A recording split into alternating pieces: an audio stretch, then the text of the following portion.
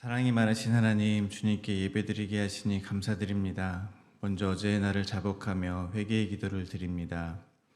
저희들의 행실을 돌아봅니다. 주님의 십자가의 의만을 붙잡고 살아야 하는 저희가 행했던 몇 가지 행실을 의지하여 교만했음을 고백합니다.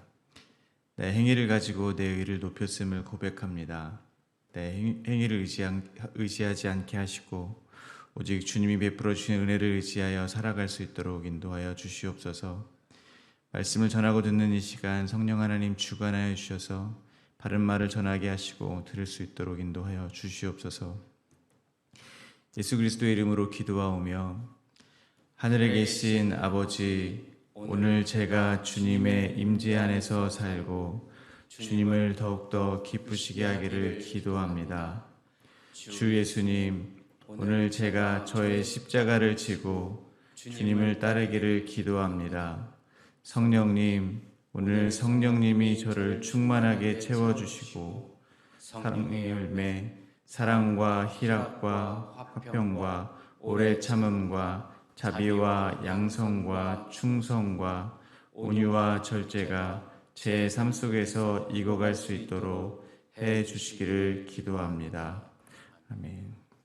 말씀을 나누겠습니다.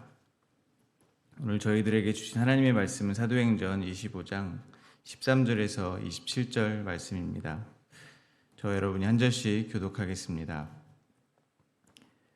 수일 후에 아그리빠 왕과 버니게가 베스도에게 문안하러 가이사랴에 와서 여러 날을 있더니 베스도가 바울의 일로 왕에게 고하여 이르되 벨릭스가 한 사람을 구류하여 두었는데 내가 예루살렘에 있을 때 유대인의 대제사장들과 장로들이 그를 고소하여 정죄하기를 청하기에 내가 대답하되 무릇 피고가 원고들 앞에서 고소 사건에 대하여 변명할 기회가 있기 전에 내주는 것은 로마 사람의 법이 아니라 하였노라.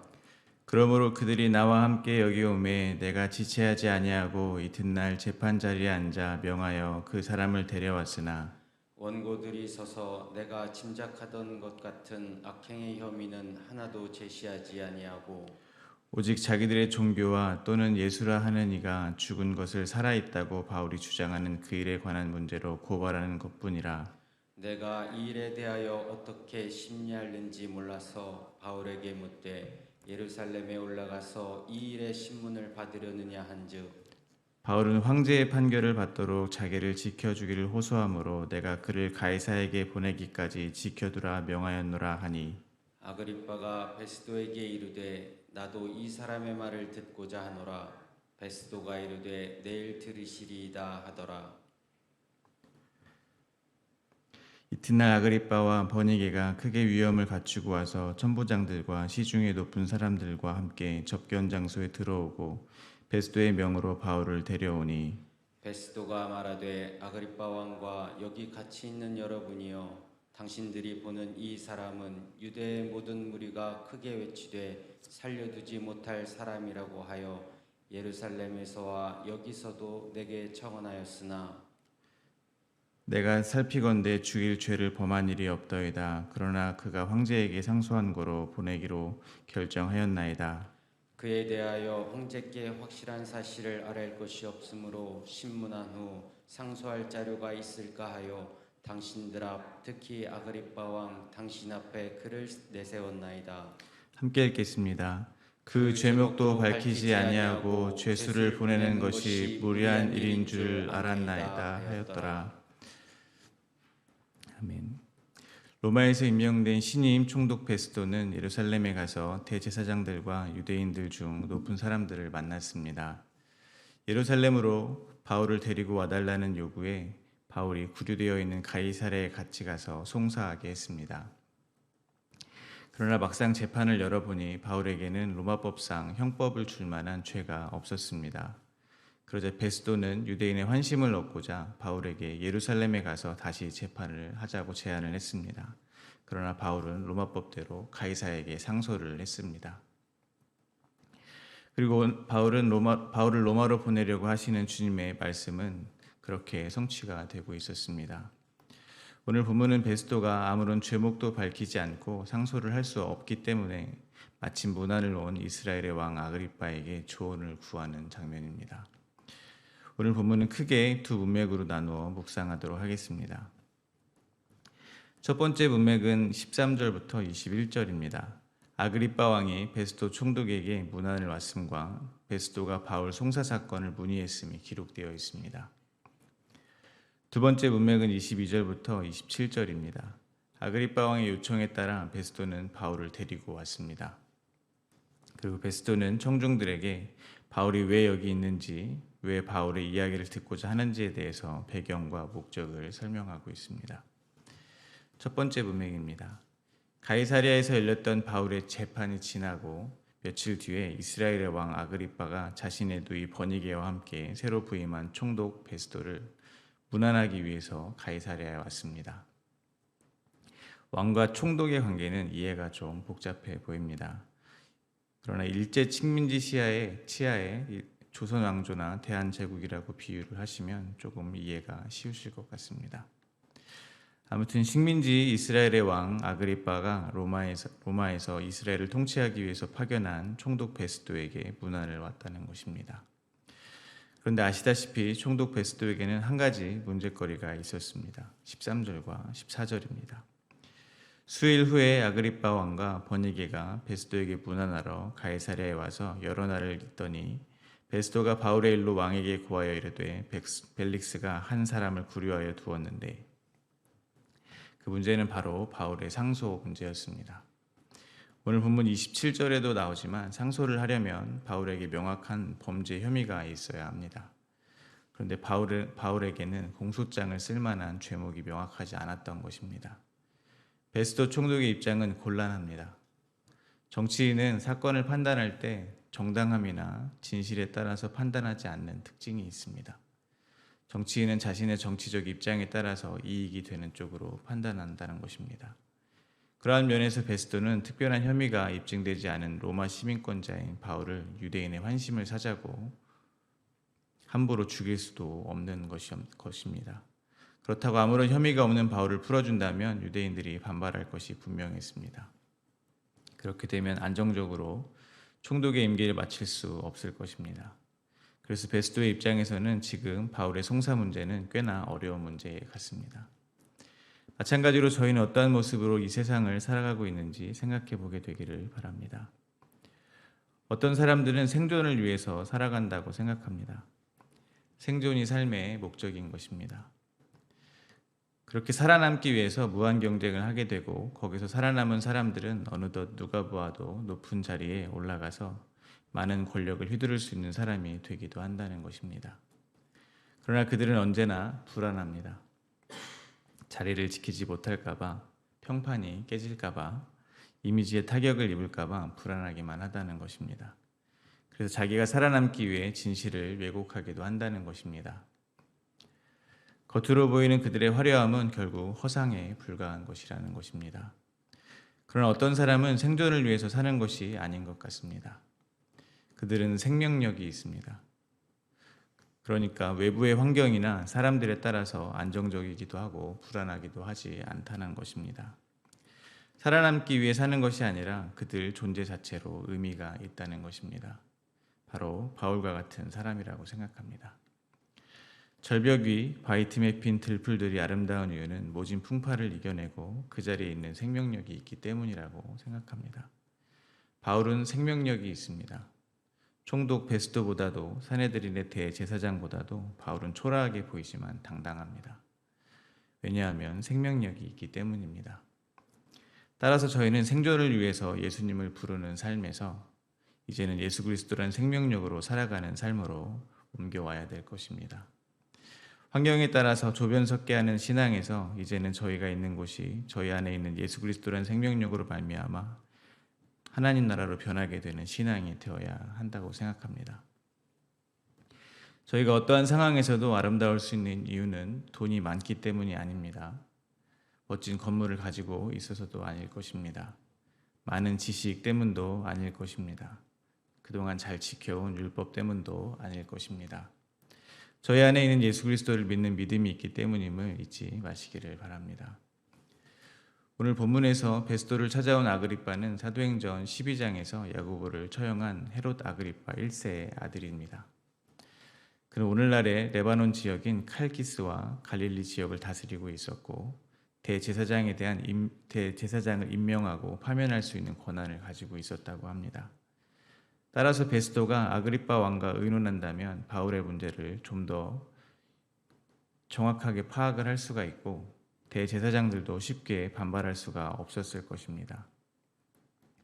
그래서 베스도는 오늘 본문 15절에서 21절까지에 걸쳐 며칠 전 바울의 재판과 관련된 일들을 아그리빠 왕에게 설명해 줍니다.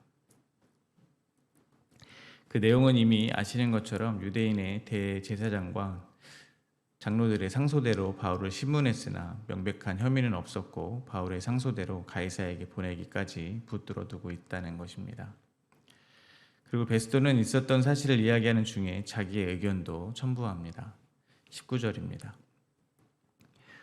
오늘 자기들의 종교와 또는 예수라 하는 이가 죽은 것을 살아있다고 바울이 주장하는 일에 관한 문제로 고발하는 것뿐이라. 베스도는 유대인이 고발한 것과 달리 바울은 로마법에 비추어서는 아무 문제가 없다고 하는 것입니다. 그저 자기들의 종교에 관한 문제뿐이라고 말하는 것입니다. 그리고 바울은 예수를 하는 이가 살아있다는 주장만 할 뿐이라는 것입니다. 한마디로 베스도에게는 바울이 전하는 죽었던 예수가 살아있다는 그 소식은 아무것도 아니라는 것입니다. 마찬가지로 저희도 돌아보게 되기를 바랍니다. 저에게는 예수가 죽었다가 살아나셨다는 이 소식이 어떤 의미가 있는지 돌아보게 되시기를 바랍니다. 예수님이 죽었다가 살아나셨다는 사실은 저희가 전하는 복음의 핵심 중의 핵심입니다. 바울은 고린도전서 15장에서 다음과 같은 말을 합니다. 고린도전서 15장 13절과 14절입니다. 만일 죽은 자의 부활이 없으면 그리스도도 다시 살아나지 못하셨으리라. 그리스도께서 만일 다시 살아나지 못하셨으면 우리가 전파하는 것도 헛것이요 또 너희 믿음도 헛것이며.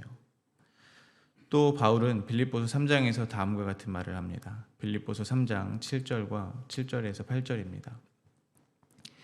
그러나 무엇이든지 내게 유익하던 것을 내가 그리스도를 위하여 다 해로 여길 뿐더러 또한 모든 것을 해로 여김은 내 주 그리스도 예수를 아는 지식이 가장 고상하기 때문이라. 내가 그를 위하여 모든 것을 잃어버리고 배설물로 여김은 그리스도를 얻고. 예수님이 죽었다가 살아나셨다는 것은 저희에게 모든 것을 배설물로 여기게 할 만큼 경청동지할 사건이라는 것입니다. 그동안 가치를 여기고 살았던 모든 것이 아무것도 아닌 것으로 여겨질 만큼 크고 중요한 사실이라는 것입니다. 그러므로 저희가 예수님의 부활 사건을 믿는다고 말할 수 있으려면 적어도 지금 저희가 가치로 여기고 살고 있는 것이 무엇인지를 먼저 돌아보아야 할 것입니다. 여전히 이 땅에서 생존하기만을 위해서, 즉 많은 부를 누리고 더 건강한 삶을 살고 더 유명한 사람이 되고 더 많은 사람의 존경을 받기 위해서 예수님의 이름을 부른다면 진짜 예수님의 부활의 사건이 나의 인생에 의미 있게 다가오지 않았을 수 있다는 것을 꼭 한번 생각해 보시기를 바랍니다. 정말로 예수님의 부활 사건이 나의 인생에 유의미한 사건으로 다가왔다면 저희는 바울과 같은 고백을 해야 될 것입니다. 빌립보서 3장 9절부터 11절입니다. 그리스도를 얻고 그 안에서 발견되려 함이니 내가 가진 의는 율법에서 난 것이 아니요 오직 그리스도를 믿는 믿음으로 말미암은 것이니 곧 믿음으로 하나님께로부터 나느니라.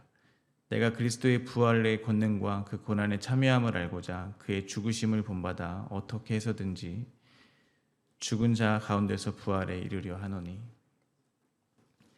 따라서 예수님의 죽음과 부활이 저희의 삶에 가장 소중하고 큰 소식이며 가치 있는 보물이 되기를 간절히 소망합니다. 이 세상에서 누릴 수 있는 가장 큰 성공과 영화가 주님의 죽음과 부활에 비추어 아무것도 아닌 것이 되기를 소망합니다. 그래서 어떤 실패와 좌절 속에서도 주님의 죽음과 부활로 인해서 소망과 기쁨을 다시 얻게 되시기를 간절히 소망합니다. 베스도의 이야기를 모두 들은 후에 아그리빠는 베스도에게 바울의 이야기를 직접 듣고자 요청합니다. 그리고 베스도는 사람들을 모았습니다. 22절과 23절입니다. 아그리빠는 베스도에게 이르되 나도 이 사람의 말을 듣고자 하노라. 베스도가 이르되 내일 들으시리이다 하더라. 이튿날 아그리빠와 버니게가 크게 위험을 갖추고 와서 천부장들과 시중의 높은 사람들과 함께 접견 장소에 들어오고 베스도의 명으로 바울을 데려오니 아그리빠는 유대 종교에 정통했던 사람으로 십자가에서 죽은 예수가 다시 살아났다고 전하는 바울에 대해서 흥미가 생겼던 것 같습니다. 그래서 그의 증언을 직접 듣고자 합니다. 아그리빠는 왕입니다. 바울에게 하나님은 아나니아를 통해서 다음과 같은 말을 하신 적이 있습니다. 사도행전 9장 15절입니다. 주께서 이르시되 가라, 이 사람은 내 이름을 이방인과 임금들과 이스라엘 자손들에게 전하기 위하여 택한 그릇이라. 하나님께서는 바울에게 이방인과 임금들에게 예수님의 이름을 전하게 하신다고 약속을 하신 바 있습니다. 그리고 이제 이스라엘 왕인 아그리빠에게 직접 복음을 전할 기회를 얻게 하시면서 그 약속을 성취하고 계신 것입니다. 그러나 저희가 기억해야 하는 사실은 하나님께서 바울을 임금의 자리로 높여서 임금에게 복음을 전할 기회를 주지 않았다는 것입니다. 저희는 보통 하나님께서 복을 주시면 그만큼 성공해서, 다른 말로 더 높은 자리로 올라가면 올라갈수록 더 큰 영향력을 세상에 끼칠 것이라고 생각을 하고 있습니다. 그러한 논리로 임금에게 복음을 전하게 하시려면 바울을 임금과 대화를 할 만큼 유력한 자로 만들어야 했을 것입니다. 유명한 사업가, 유명한 학자, 유명한 정치가 등 아무튼 자기 분야에서 가장 높은 경지에 이르러야 했을 것입니다. 그러나 하나님께서는 바울을 죄수의 신분으로 만드셨다는 것입니다. 총독들에게 복음을 전하게 하신 방법도, 아그리빠 왕에게 복음을 전할 기회를 주시는 방법도 그를 세상적으로 높이는 것이 아니었다는 것입니다. 결박된 죄수로 만드는 방법을 사용하셨다는 것입니다. 바울이 전하는 복음은 그저 소식이 아닙니다. 구원에 이르는 단순한 방법을 전하는 것이 아닙니다. 바울이 전하는 복음은 성도의 삶이 어떠한 삶이 되어야 하는지까지를 포함하고 있다는 것입니다. 바로 자기 부인과 십자가를 지는 삶입니다. 자기의 뜻이 아니라 하나님의 약속이 성취되어 가는 삶입니다. 그래서 복음 전도자는 입으로만 전하는 것이 아니라고 생각합니다. 자신이 말한 대로 자기 부인의 삶을 살아내므로 복음을 세상에 그려내고 있다고 생각합니다. 하나님께서는 바울을 부인시키셨지만 그 과정을 통해서 임금들에게 복음을 전하게 하시겠다는 약속을 성취하고 계신 것이라는 것입니다. 그러므로 저희가 날마다 부인되어 아무것도 아닌 사람이라 느껴질 때에도 그것이 복음을 살아내고 있는 것임을 잊지 마시기를 바랍니다. 연약해진 저희를 통해서 복음이 전해진다는 사실을 기억해야 할 것입니다. 오히려 저희가 더 연약해질수록 전해지는 복음만이 오롯하게 드러날 것임을 믿으시기 바랍니다. 저의 공로는 설 자리가 없고 오직 저희 안에서 역사하시는 성령 하나님만 찬송을 받게 되실 것을 믿으시기를 바랍니다. 그리고 23절에서 한 가지 눈에 띄는 것은 아그리빠와 버니게의 모습입니다. 그들은 크게 위험을 갖추고 왔다는 것입니다. 이는 화려하고 위험 있게 차려입고 왔다는 것을 말합니다. 좀 전에 말씀드린 바와 같이 아그리빠 왕은 아그리빠 1세의 아들입니다. 그리고 버니게는 아그리빠 1세의 딸입니다. 그들의 관계는 남매 관계입니다. 그리고 동시에 동거를 하는 사이였다고 합니다. 유대인들로부터 근친상간의 의혹을 받았다고 합니다. 그들은 도덕적으로나 종교적으로 타락한 사람들이었다는 것입니다. 그들은 지금 화려한 옷과 높은 지위라는 허상 뒤에 숨어 있다는 말이 될 것입니다. 마찬가지로 지금 저희가 추구하는 것이 사람들에게 보여지는 외적인 행동이나 외모 같은 것은 아닌지 돌아보아야 할 것입니다. 오히려 저희는 바울과 같이 그러한 것들을 배설물로 여겨야 될 줄로 믿습니다. 오직 그리스도 안에서 발견되기를, 그리스도를 중심에 가지고 살기를 힘써야 할 것입니다. 그렇다면 사람들은 저희를 죄인이라, 살려두지 못할 사람이라 취급할지 모르겠습니다. 그렇지만 중심을 보신 하나님께서 분명 저희 중심을 가득 채우고 계신 예수 그리스도를 통해서 저희를 용납해 주실 것이라고 믿습니다. 하나님의 큰 그림 속에서 바울은 지금 계속해서 바울을 로마로 보내시겠다는 하나님의 약속의 성취 가운데 있다는 것입니다. 그러한 관점으로 오늘 본문 두 번째 문맥에서 하나님께서는 베스도를 사용하셔서 아그리빠 왕과 천부장들과 시중에 높은 사람들에게 바울이 무죄임을 계속해서 설명하게 하고 계신다는 것입니다. 25절입니다. 내가 살피건대 죽일 죄를 범한 일이 없더이다. 그러나 그가 황제에게 상소한 고로 보내기로 결정하였나이다. 하나님의 목적은 바울을 로마로 보내는 것입니다. 오늘 본문 27절에서 베스도가 밝히듯이 아무 죄목도 밝히지 못하고 황제에게 상소하는 것은 무리한 일입니다. 상식 밖의 일이라는 것입니다. 그럼에도 불구하고 지금 그 상식 밖의 일이 일어나고 있다는 것입니다. 죄는 없지만 상소했기 때문에 로마에 보내야 된다는 것입니다.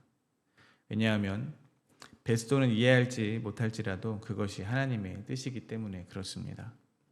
상식이라는 것은 세상의 이치에 부합한다는 말이 듭니다. 세상에 존재하는 어떠한 질서를 벗어나지 않는다는 것입니다. 그러므로 상식 밖의 일, 즉 이 세상의 질서 체계를 벗어나는 일이 일어날 수 있다는 것은 그것이 하나님의 뜻이기 때문일 것입니다.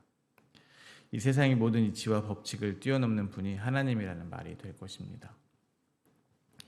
따라서 저희도 신앙생활을 하시면서 상식 밖의 일이 일어날 수 있습니다. 그때마다 뭔가 내 삶에 일어난 기적 같은 일들만을 기억하고 추억하는 것이 아니었으면 좋겠습니다. 그때마다 그러한 일들을 통해서 만물의 주권자 되시는 주님만을 더욱 생각하게 되시기를 소망합니다. 말씀을 맺겠습니다. 오늘 본문에서 베스도는 유대인들이 바울을 향해서 살려두지 못할 사람이라 했다고 말했습니다. 사실 이 말은 바울이 유대인들을 향해서 그리고 저희를 향해서 했던 말입니다. 너희가 예수님을 십자가에 못 박아 죽인 죄인이다. 이 말이 곧 너희는 살려두지 못할 죄인이다 라는 말과 같은 말을 한 것이라고 생각합니다. 그런데 베스도는 자기가 살펴보니 바울은 죽일 만한 죄를 범한 일이 없다라고 했습니다. 마찬가지로 바울이 전한 복음은 살려두지 못할 죄인인 너희를 위해서 죽일 만한 죄를 범한 일이 없는 예수 그리스도께서 대신 십자가에 죽으셨다라는 것입니다.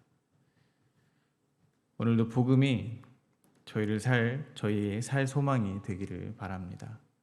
살려두지 못할 죄인인 저희를 죽일 죄를 범한 일이 없는 예수 그리스도께서 십자가를 지심으로 살려내셨다는 믿음으로 생명력 있게 살아가게 되시기를 간절히 소망합니다.